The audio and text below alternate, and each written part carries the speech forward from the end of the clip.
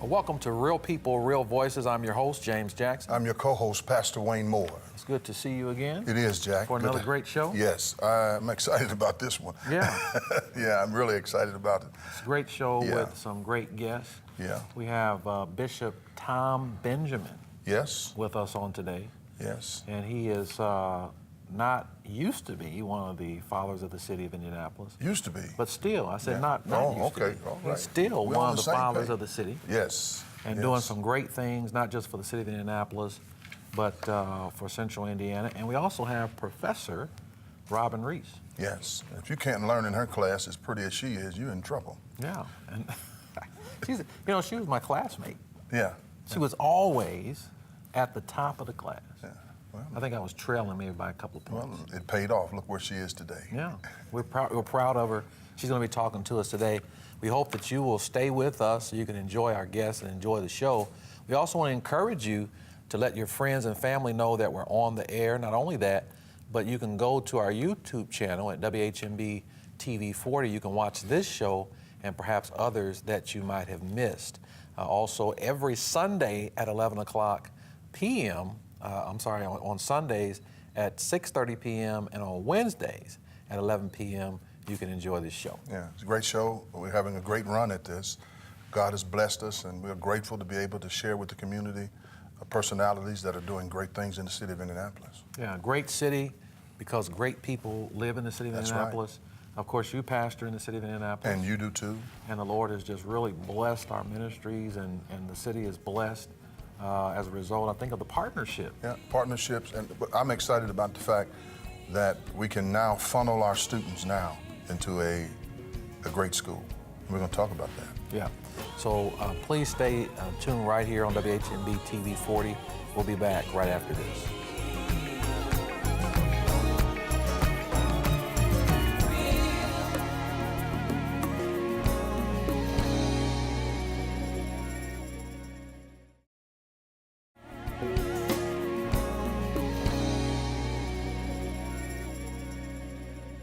Welcome back to Real People, Real Voices. I'm your host, James Jackson. Your co-host, Pastor Wayne Moore. And we have a great guest. Before we get into this, Dr. Moore, we have a special presentation to make. Yes, we do. For the last 43 years, Indianapolis has been blessed and touched and even anointed by Dr. Bishop T. Garrett Benjamin. And so we wanted him to continue to write the vision. And so we wanted him to have this. It's beautiful. This beautiful Marc Blanc. And here's the book to show you it's legitimate. Well, this is absolutely a surprise. Thank you so You're welcome. much. Yeah. You know, writing the vision is one thing, and then making it plain is another. So at least I've got a start here. This is very lovely. I appreciate that. Actually, this probably will take me further than a key to the city. Oh, thank you so Yeah. much, Bishop. Yeah, we appreciate it. And Thank you. speaking of the city, you have been a trailblazer and a pioneer for the city of Indianapolis, and particularly for clergy in the city of Indianapolis. Longest. Can we get a This close is a Mont Blanc with a ruby in it. Can we get a close-up of that? Yeah. We just look- probably tilted a little bit. Tilt a little bit. There you go. That's so nice. Out of all the shows and all of the presentations, look who comes up with a gift.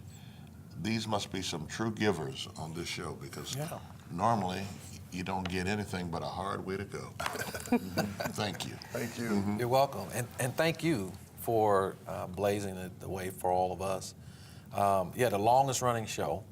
Years ago. Community program, yeah, longest running in the city of Indianapolis. It ran for about 25 years. Wow. Living for the City. Started off as the Black Dimension, then it went to Living for the City. Started Channel 4, went to Channel 6, and stayed there for probably 20 years.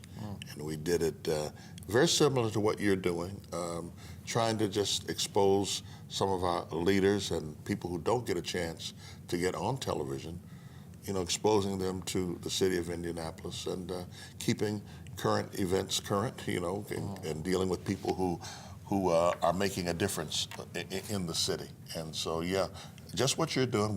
We just tried to, you know, we tried to pave the way. And you did, Yeah. absolutely. And of course, the TV show is just one aspect of what you've done. Light of the World Christian Church, which is still going strong today. You all celebrated 150 years. 2 years after the Emancipation Proclamation, there's a church at Fort Wayne in Delaware, right across from the Educational Center from IPS. It's called Central Christian Church. Right, familiar with it. Yeah, and Wayne, 2 years after the Emancipation Proclamation, 1866, there were some African American, they called them colored brethren then, who were worshiping with that church.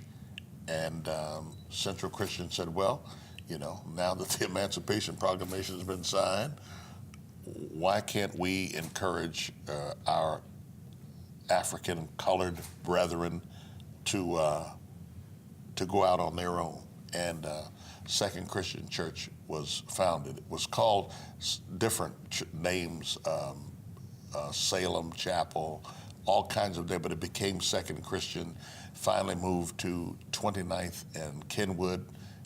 Think of 29th and Illinois Street, 29th and Kenwood. On that corner. On that corner there. And I actually came in 1966. I was a student minister. And I followed a gentleman named Reverend R.H. Peoples, who was a leader in the city. And I stood on his shoulders. And to this day, I'm very grateful because he's the one that wanted me to come, introduced me to the congregation, helped to mentor me, and I went away for 9 months to pastor in Philadelphia in a co-pastorate with a white brother, and we did a co-pastorate for 9 months. Within that 9 months, Light of the World, which Second Christian then, called me back to be the senior pastor. So I was 26 years old then. Wow. And I just found it to be a match made in heaven. And we just went for 43 years. Actually, it's a 50-year run altogether. And so that's kind of that story. Light of the World, Second Christian, always been a leading church with an interest not only in spiritual development, but also community involvement, community enhancement, community development. And so, yes, that's the story on the church. Wow. Yeah. You know, Bishop, there's so many pastors who are getting out of the ministry after 1, 3, 5, 10 years. And you made a 50-year stretch. But what can you tell some of the faith leaders who might be watching today? How do you obtain that kind of longevity? Well, I mean, I think a calling is really important, that it's not a profession in the sense of a job. It's a ministry, it's a service. And, many are called, but, we've got a few that are chosen. And I think today we've turned out what we call the professional minister, but their commitment may be part of the problem, because when the going gets tough, that's when the tough get going. So, it's not that I have not been challenged with, boy, this is hard and is it worth it? But I keep before me that Jesus Christ washed me in his blood and changed my life. And I'm not the same anymore. And so leadership is where I've been called, and the best ship to be on is leadership. So I think that's interesting too, Bishop, where a man that promotes, number one, Christian, and number two, men and women ought to be qualified to do ministry. absolutely. And then to say how the professional aspect of ministry has kind of caused it to sway in a different direction. Yeah, that's good, Wayne, because that's where the tension is. Many people argue that you don't really need an education, because if the Lord calls you, then you just go start preaching. Well, if the Lord calls you, he ought to call you to excellence, because he's an excellent Right. Savior and excellent God. And you want to be completely equipped to handle whatever might come, whatever level might come. And I always said I wouldn't want a surgeon to work on me who has not been trained. You know, and I wouldn't want a lawyer in a courtroom that has not been trained. Now there are, you know, jailhouse lawyers and there are, okay, but you and I know that it makes a difference when you commit yourself to education. I've got a theory about Indianapolis and all urban centers.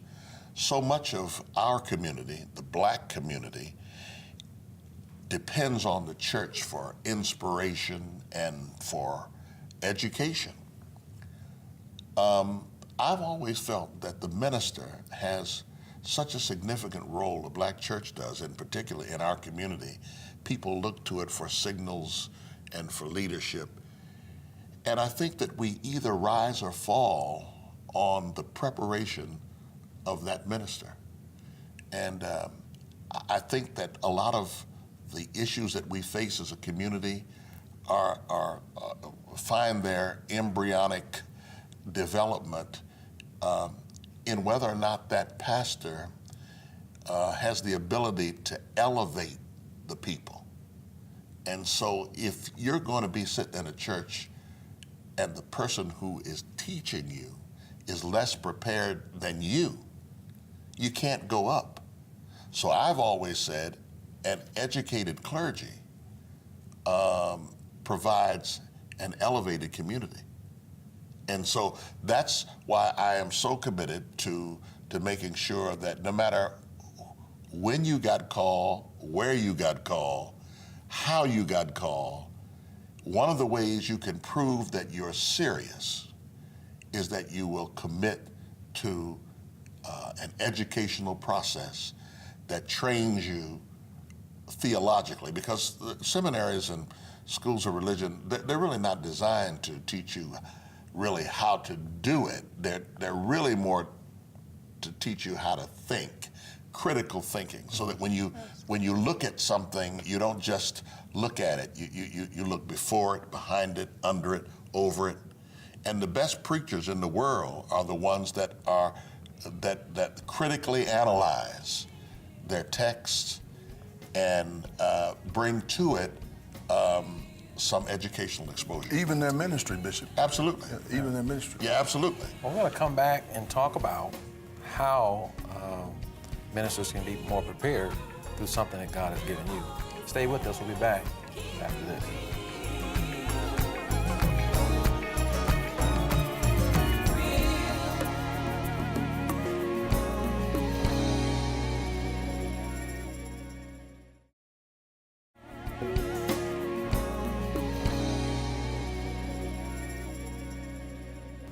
Welcome back to Real People, Real Voices. I'm your host, James Jackson. I'm your co-host, Pastor Wayne Moore. And we have our esteemed guest here, Bishop T. Garrett Benjamin. And we also have Professor Robin Reese, who is a product of the Tom Benjamin School of Ministry at Wesley Seminary at Indiana Wesleyan. That's a lot. That's a mouthful.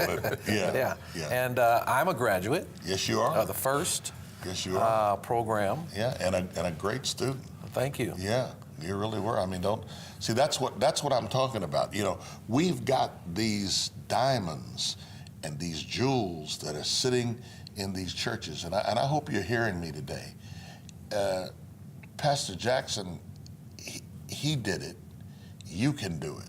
Yeah, you encouraged me to do it. Yeah, he was sitting there pastoring a church, doing wonderfully well. People loved him. And we bonded, and I told him what you heard me say a few minutes ago about elevating the community by educating the clergy. And he took it serious, and he did his 3 years in 3.5. 3.5. So you notice he remembers every day, every moment. Robin Reese, also one of our absolute top students. Both of these folks took their work real. They were very serious about what they did, and they were always.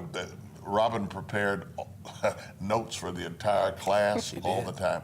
But this is graduate level stuff. These are people who already had their college degree, but they knew that for ministry and the kind of ministry they wanted to do, they wanted to be totally prepared. Robin has now moved from being a top student, an honor student in our program, the Tom Benjamin School of Ministry / Wesley Seminary, to becoming one of the adjunct professors. They recognized early that she was really a teacher and an outstanding teacher. And so I'm gonna let Robin tell you a little bit about her experience and how she got to Indiana Wesleyan and to Tom Benjamin program, and then what difference it's made in her life. Thank you, Bishop. I started at Christian Theological Seminary, and I had a little detour, and I let people know all the time, sometimes it's okay to take time off. I actually took 7 years off, and I took enough time off that the Tom Benjamin School of Ministry was birthed in 2012, and so I prayed about it, and God immediately gave me a green light, signed up for the program, and I was all in. I was already committed to the education just because I already had the prior education at CTS, but this program was absolutely outstanding in that it has the spiritual formation with every single class. So every semester we were taking a spiritual formation class, and that means basically that you're being spiritually formed all the way through the program. Not only are you learning how to minister to the cultural context of African American and all of God's children, but you're also being developed internally so that transformation process would not only be seen in you, but then you can help others to become transformed spiritually and have a closer walk with Jesus Christ. And so that's what I think this particular program has done most for me, in addition to the excellent writing that was required, the APA format that we had to follow, all the rigorous papers that needed to be submitted. And Rigorous. yes, and so with that being said, being able to transfer the knowledge in the reading into the written work was really the key to being able to complete the program. And I think that sometimes we have to deal with an educational deficit. When I say that, I mean that public education, which I believe in, I was educated both in the public schools and the private school, and I have respect for both of them. But one of the things that we deal with is this deficiency in fundamentals. And I think that I visited the classroom when Robin was teaching, and she was doing a marvelous job, but she had to remind the students that this is graduate level education. This is not, college is fine, and high school is fine, grade school, but when you get to the graduate level, you're not investing just to be doing something. This is a major investment, it's a major leap, and it puts you in a position that is wonderful and rare. And so I heard Robin just a little bit what you were saying when I walked into the classroom. I was just reminding the students that mediocrity was not an option. I mean, we want to excel. We want to strive for excellence.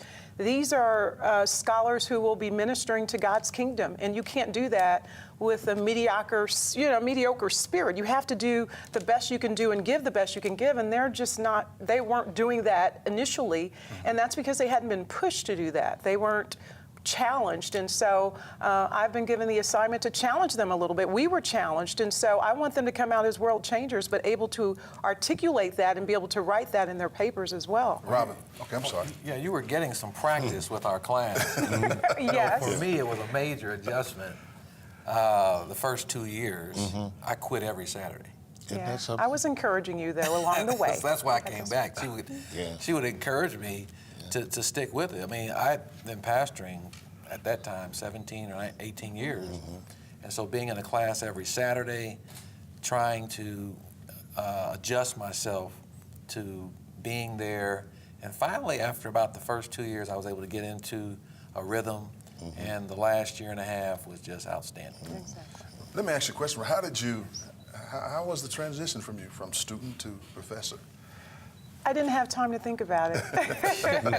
I graduated in January, and I got my first offer in April or May.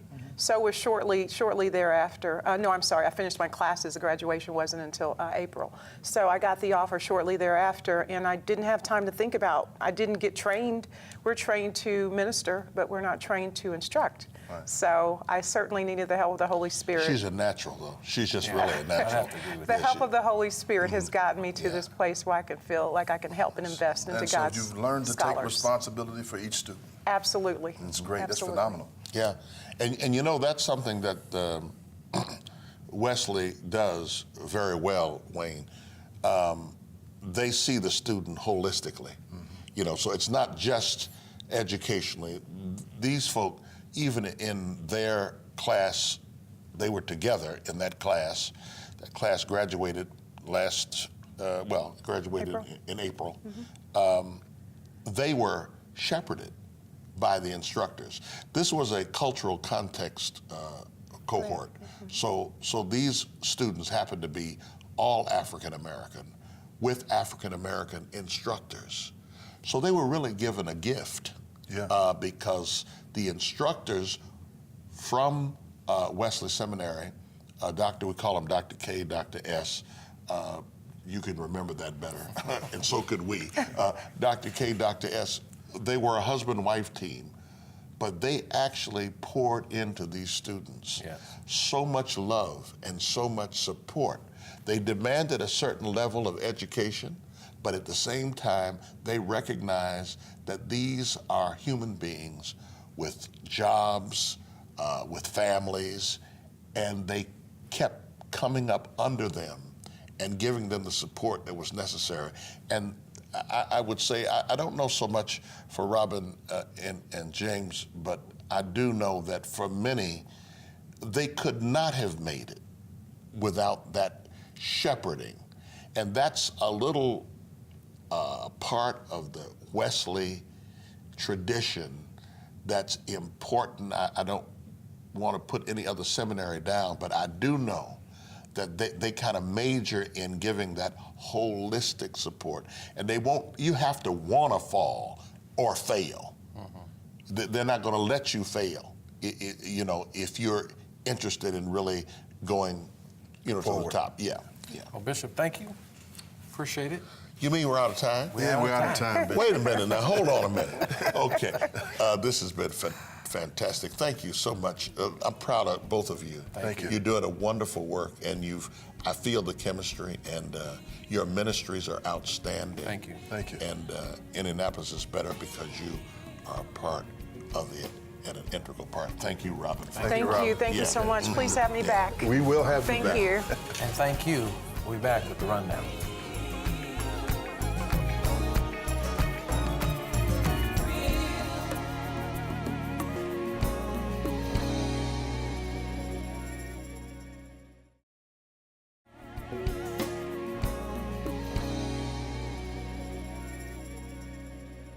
Welcome back to Real People, Real Voices. I'm James Jackson. I'm Pastor Wayne Moore, the co-host. And we have R.W. Sims.